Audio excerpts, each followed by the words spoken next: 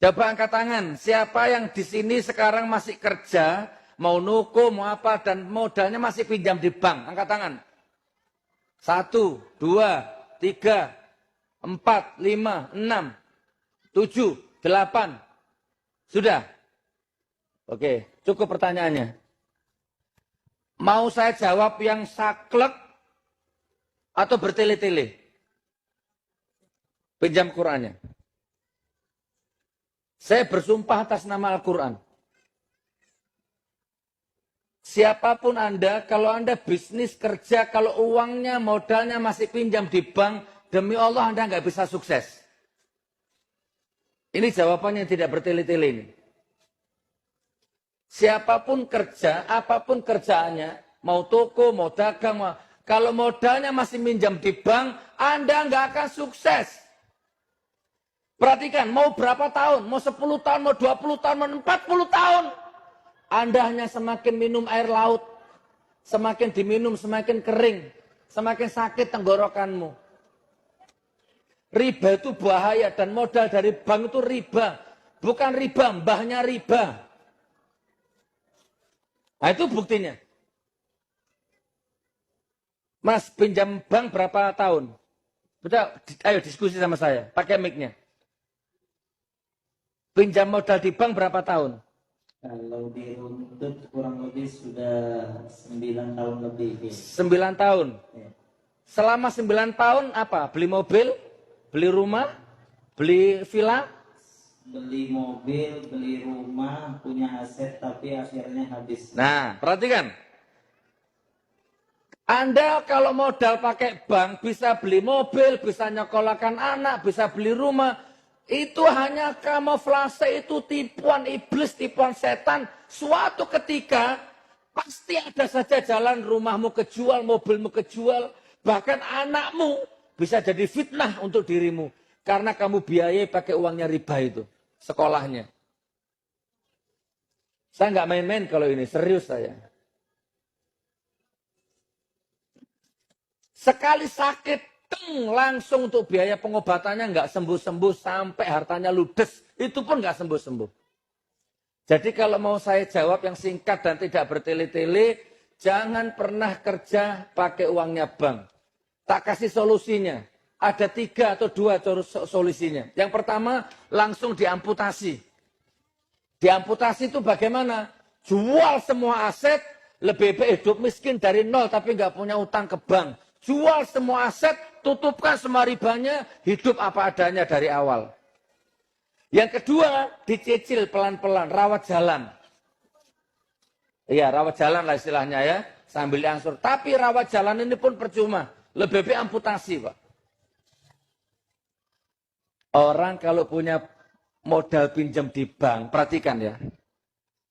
Perhatikan, kalau orang kerja modalnya pinjam di bank, pertama, dia akan punya kecenderungan berbohong, berakting, bersandiwara.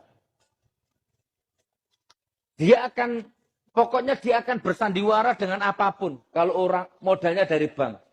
Yang kedua, orang ini tidak akan sukses dan orang ini selalu menyalahkan orang lain. Ciri-cirinya itu kalau modal di bank itu.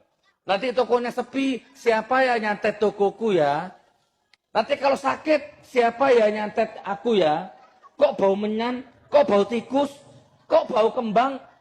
Selalu mencari orang lain untuk disalahkan. Padahal sumbernya ada di dia sendiri. Berat loh Pak penyakit riba itu.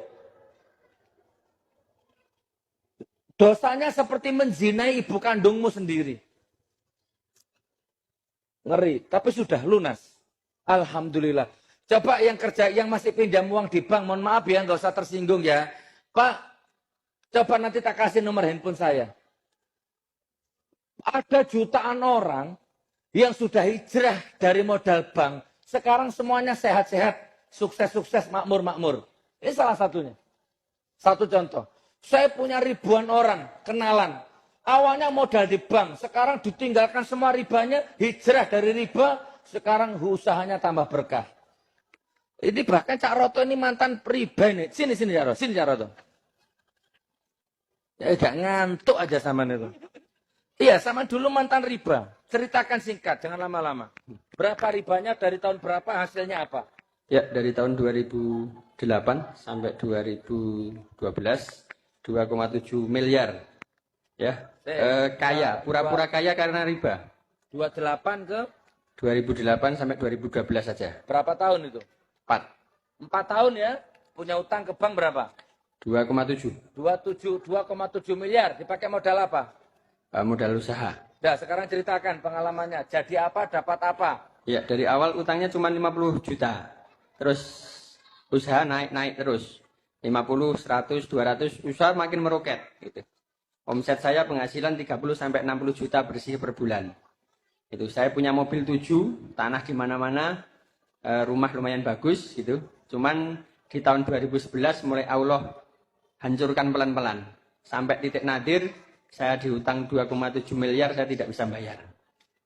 Nah itu sampai stuck, nggak bisa.